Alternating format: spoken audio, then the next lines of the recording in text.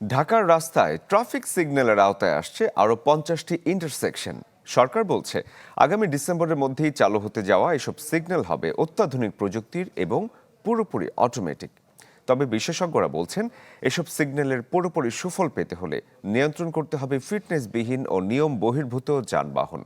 বিস্তারিত সাদ বিন শফিকের রিপোর্টে।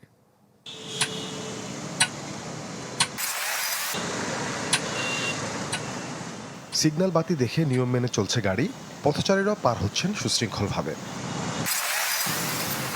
গেল কয়েক মাস ধরে এমন দৃশ্য ঢাকার বেশ কয়েকটি সড়কে। গেল বছরের মাঝামাঝি থেকে ঢাকার 13টি পয়েন্টে বসানো হয় সেমি অটোমেটেড ট্রাফিক সিগন্যাল। বুয়েটের তত্ত্বাবধানে নির্মিত এসব সিগন্যালের কয়েকটিতে পরীক্ষামূলকভাবে সংযোজন করা হয় কৃত্রিম বুদ্ধিমত্তা বা এআই ক্যামেরা। একটা ভয় কাজ করে যে গেলে হয়তো এআইয়ের মামলা হয়ে যেতে পারে। সতর্ক থাকার জন্য বর্তমানে এই সিস্টেমটা দরকার আছে। এটা সরকারের খুব ভালো একটা উদ্যোগ। এখন আর তেমন একটা ভোগান্তি হয় না, সিঙ্গেল বাই সিঙ্গেল যাইতে পারতেছি। এই তালিকায় এবার যুক্ত হচ্ছে 2 সিটি কর্পোরেশনের আরও 50টি ইন্টারসেকশন। যোগাযোগ বিশেষজ্ঞরা বলছেন এবারের সিগন্যাল বাতিগুলো হবে আরও উন্নত প্রযুক্তির, যার কাজ শেষ হবে আগামী ডিসেম্বরের মধ্যে। এখন যেটা বসাচ্ছে এটা ফুললি অটোমেটেড, এটা অপারেটর আর লাগবে না। এটা ডিমান্ড রেসপন্সিভ এবং একই সাথে যিনি ট্রাফিক পুলিশ আছেন রাস্তায়, তিনি চাইলে তার হাতে ট্যাপ থাকবে, সে পরিবর্তন করে দিতে পারবে। নগদ নিয়ে এলো হার নামানা হার অফার।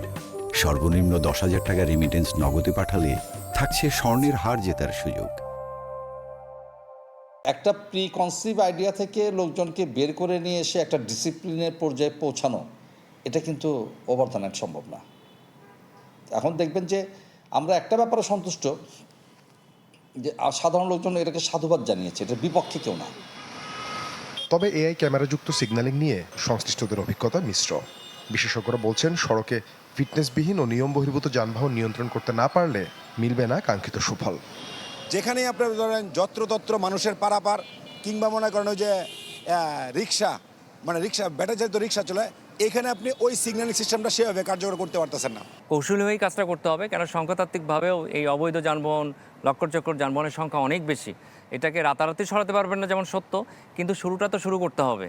তো এটা কিন্তু নীতিগত একটা সিদ্ধান্তের ব্যাপার, এবং এই পলিসিগত সিদ্ধান্ত যদি আমরা নিতে পারি, আমার ধারণা তখন আমাদের যে সিগন্যালগুলি আছে সেটা আরও ভালো ফাংশনিং করবে। নতুন এসব সিগন্যাল পরিচালনা করতে নিয়োগ দেওয়া হয়েছে নতুন লোকবল, যা ব্যয় বাড়াচ্ছে প্রকল্পের। পুলিশ বলছে প্রশিক্ষণ দিয়ে প্রস্তুত করা হচ্ছে ট্রাফিক টেকনিক্যাল ইউনিট নামের একটি বিশেষায়িত ইউনিট। আমরা স্থানীয় সক্ষমতাকে ডেভেলপ করতে চাই, যাতে যে কোনো জিনিস নষ্ট হলে আমরা সঙ্গে সঙ্গে চেঞ্জ করতে পারি, এবং এটার সঙ্গে আমাদের লোক একদম ফুল টাইম এখন ট্যাগ করা আমরা শিখছি। নতুন 50টির মধ্যে 28টি সিগন্যাল বসছে ঢাকা উত্তর ও 22টি বসছে দক্ষিণ সিটি কর্পোরেশনে। সাদ বিন শফিক, চ্যানেল 24, ঢাকা।